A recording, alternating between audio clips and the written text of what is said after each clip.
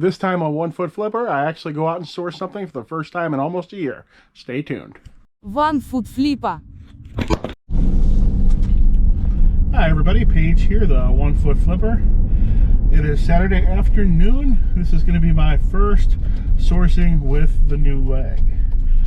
Last night I looked at the garage sale listings, but there was everything. The only listings that I saw were like the all baby stuff.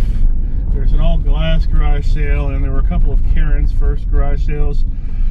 You know that one, right? It's a bunch of, it's all usually in a really nice house, but it's all home decor and signs that say gather. Everything is ridiculously priced, close to retail. Nothing there you'd pay the price for, and nothing there that's flippable. So I didn't do anything at all this morning, but decided I'm going to go out and go to the Goodwill bins this afternoon. I am not bothering to get there at open. I'm going to be there about 45 minutes after it opens. The St. Louis one, at least the one I go to, opens twice per day. They have a close down in the middle. So hopefully I'll be there in time to get a cart. Hopefully the first people will be done checking out and I can get a card. Since I'm 45 minutes late, I don't expect any super duper hits, but I can usually make the trip pay for itself regardless of what time I get there.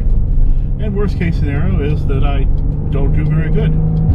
Oh well, that happens sometimes. Plus, I'm still finding death pile. Last night, yesterday and a few hours the night before, I pulled $700 worth of listings out of a card box, and this is the card box that over the last, well, when I was buying cards, that I would shuffle the cards into that I thought were junk or weren't worth dealing with or looking at. And I finally decided to look at that box, and $700 of listings. Incredible. Only a couple have sold so far because cards are very long tail, and I really don't want to be listing cards, but I wasn't going to not list $700 worth of cards. And I'm continuing to try to list everything else that I still have hanging around the house, not listed. I don't think any of it's really great, but sometimes I surprise myself. I still have a huge thing of 45 records that I have not looked at yet. I definitely will not be putting all of those on the record player and playing them the way I used to with my other records, because that was such a time sink and it did not translate into higher profits, at least not doing it on low dollar records. I'm not sure what price point is worth doing that on, but certainly not on the low dollar ones. By myself, my family did not want to come with me. I was not excited for my first time out to do a real life thing with the new leg, as I was. Although they were excited to go to lunch, but not to go to the bins. My wife dislikes the Goodwill bins because she thinks it's dirty. Although she loves garage sales once you actually get her to go. It's very difficult to get her to go, but once she's there, oh yeah, she loves it. So one thing I do a lot is I study the demographics of our space and the statistics of the reseller space. And what I really need to compile is a list of all the larger channels. Basically, everybody bigger than me, everybody with 7,000 or more subs, I need to come up with a list of all of those names. If you want to, why don't you comment below with the names of channels with 7,000 or more subs? Because the thing is, the space is so vast, and it seems to have a few subdivisions in it where you never get suggested certain people. Like, I have never once seen a Rally Roots video pop up on my feed ever, and he's got 200,000 subscribers, and he's never even shown up on my feed. And I'm sure there's other examples like that I would miss out on completely, especially with the more medium, like he's a huge channel, but there's plenty of, just medium to largest channels that I'm sure I've never heard of. And I would love to hear about all of them so I can start studying some stats on them. Oh, hey, we are pulling up at the light across from the Goodwill outlet. Oh, it is very busy. I usually never went on Saturday. Maybe I'll get lucky and there'll be a handicap spot open. That would make things much easier. because I still can't walk very far with this leg. Because apparently my wife reminded me that it's actually been almost an entire year since I could walk properly, because I pretty much got stuck picking Julie up almost a year ago from art camp. Well, last June from art camp, because it was so deep in the building and there were 2 flights of stairs that I had to sit around and wait for a half hour before I could move again. All right, here I am. We're here. See you inside. It is super busy in here today. Let's hope I can find something. Not sure which area I should go to. This bin right here is one of the fun ones, because this is where everybody throws everything back that they decided not to buy. And depending on what you're looking for, that can be one of the best bins to get. At least I throw everything I don't buy back into this bin.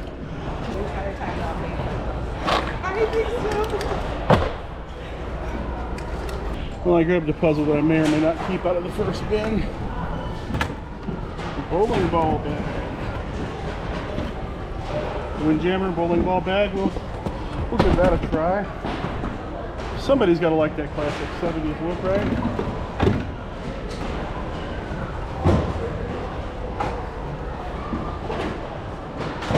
Skateboard deck. Nah. These used to be a thing. The Ninjago Character Encyclopedia. I bet the figure that was in here is worth more than the thing in the book is. Nobody sees my camera, so everybody thinks I'm talking to myself. I did totally, and then I saw it. I was like, oh, he's a... Willie Nelson, Patsy Cline, Don Henry. Or maybe I'll just get the tapes and leave the case behind. A second classic bowling bag.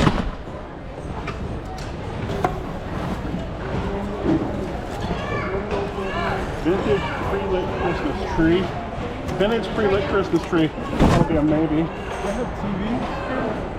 Once we got all the young, beautiful people over here, they're gonna make a lot more money than I am today. Especially this guy right here. I consider myself very young and beautiful. Oh, and he is, and that's not even my type, but oh yeah. Hey, let me do this for you. Next. Oh, that's amazing. That might be the video thumbnail right there. There we go. If I was J-Ride, this would be a Sony, and it would have a 300% sell-through rate, and it would be 99 cents. Oh no, it's snowy. This is my daughter's favorite stuffed animal, and I'm going to sneak a second one into the house and confuse her. Aww. Well, not confuse her, but this will be Snowy's brother. Our Or sister. yes, and you could put a little name tag on it. She could go, oh. This one's been her favorite. She got her Snowy right before I went in the hospital for 3 months and lost my leg, so it was like a real big deal to her. I bet it was. Or something else Julie had. She's little right here. Dude, I'm running out of steam. I'm gonna have to get back to my wheelchair, which is all the way over there. Awesome.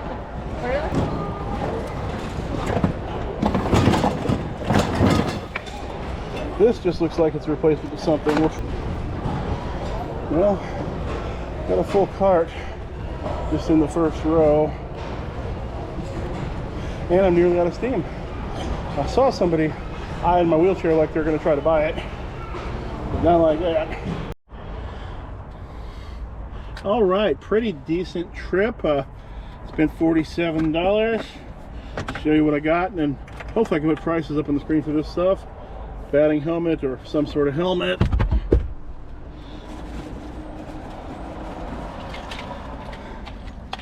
Some sort of Minecraft villain.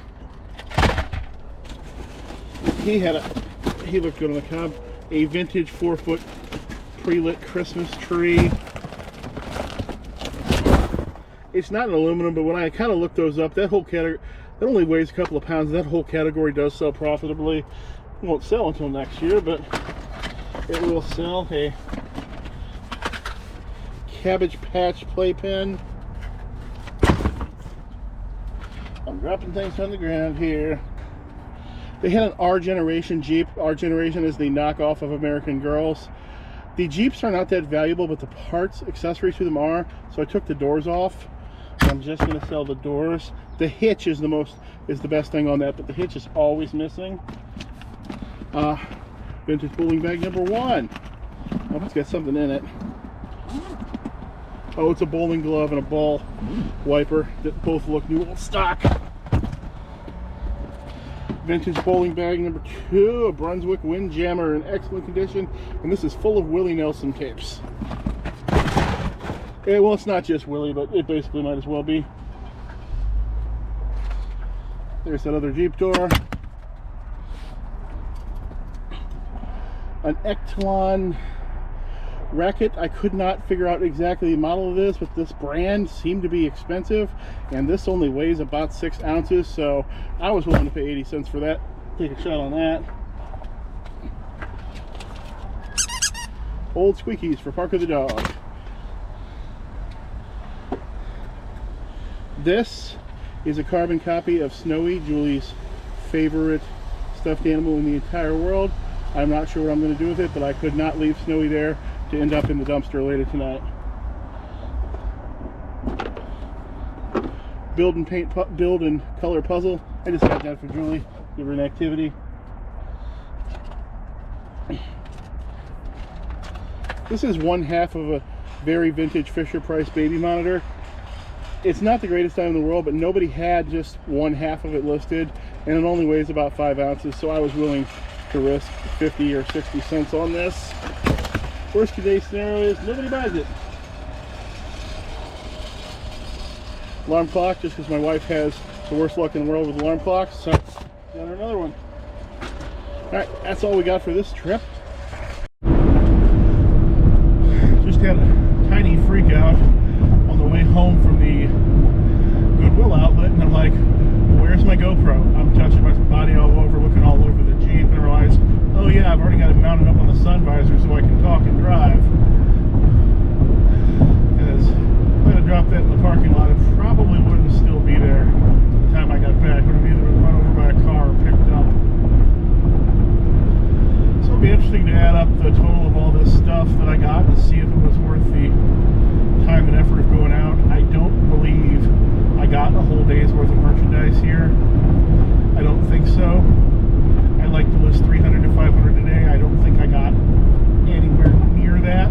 But I also only spent, it's going to be an hour and 20 minutes total, including drive time on it. So it's not like I really did a full sourcing day or, you know, half or however you want to split that up. I did not do the full sourcing part of this day.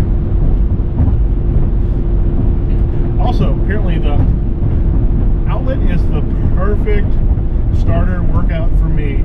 I was able to walk much, because I had the shopping cart, I was able to walk so much further than I have been before with the new leg there. I was able to go in, I was able to go around for about 20 minutes or so before I finally had to go back to the chair. And then I pushed the cart around with the chair, found a few more things, decided what to throw back, and then loaded on up. Alright, well, this might be the end of the video. If it is, hey, thanks for staying with me through all this time. You might want to check and see if you're still subscribed. If you know anybody with more legs than